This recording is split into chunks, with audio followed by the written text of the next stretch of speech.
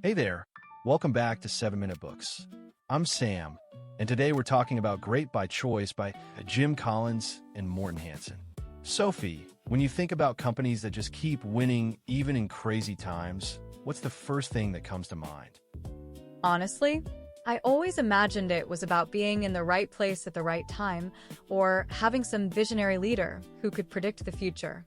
But this book completely flips that idea. Right?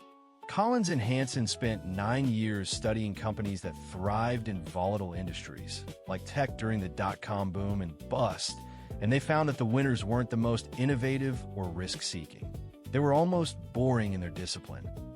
Exactly. They call these standout companies tensors, ones that outperform their peers by 10 times. And the key isn't luck or genius. It's a set of behaviors you can actually adopt. My favorite concept is the 20-mile march. There's this great analogy of two groups walking from San Diego to the tip of South America. One group goes as far as they can on good days, 30 miles, but on bad days they hole up and go 0. The other group marches exactly 20 miles every single day, no matter what. And the second group makes it. The first group gets crushed by a single storm. In business, that means setting a concrete growth target or profitability goal and hitting it every year, whether the economy is booming or busting. It's about building a rhythm and a buffer. The 10X companies didn't overextend during the irrational exuberance of the late 90s. They kept marching their 20 miles, so when the bubble burst, they had reserves. Which ties directly into what they call productive paranoia. Not the kind that paralyzes you, but a hyper-awareness that something can go wrong at any moment. The 10X leaders constantly ask, what if our biggest competitor does something brilliant? What if the market crashes? But it's not fear for fear's sake, right? It drives action.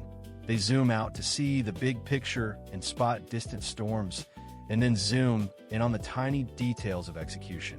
They build massive cash reserves and redundant systems. Yes, and they have something called a SMaC recipe that stands for specific, methodical, and consistent. It's a set of durable operating principles that guide every decision.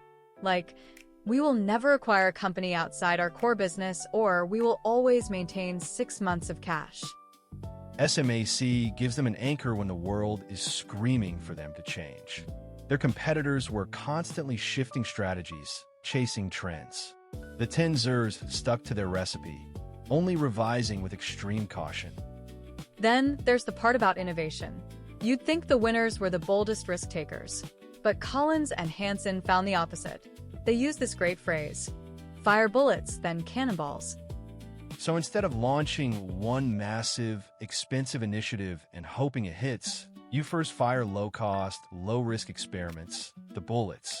Only when you've confirmed a target does work do you commit the big resources, the cannonball. That's why they often look like followers. They let competitors make the expensive mistakes, then they pounced with overwhelming force. Intel's microprocessor success came from years of small experiments before the big bet. Under all this is what Collins calls level 5 ambition. These leaders are incredibly humble personally, but have an intense professional will. They care more about the company's success than their own ego.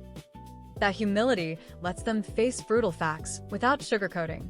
And their will means they absolutely refuse to quit. They march their 20 miles even when it's painful. Speaking of not quitting, they also tackle the elephant in the room, luck.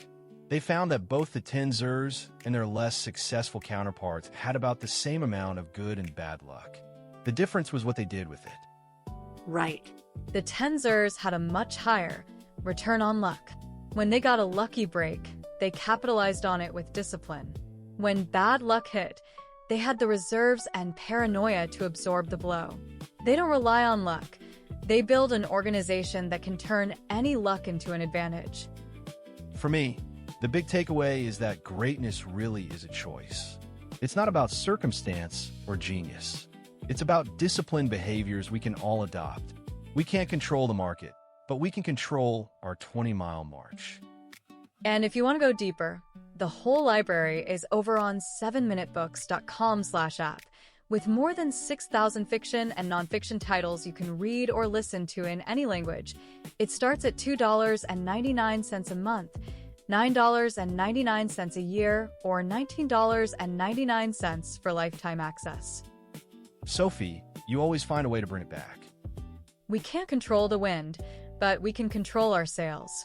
That's the heart of it. We'll see you in the next one.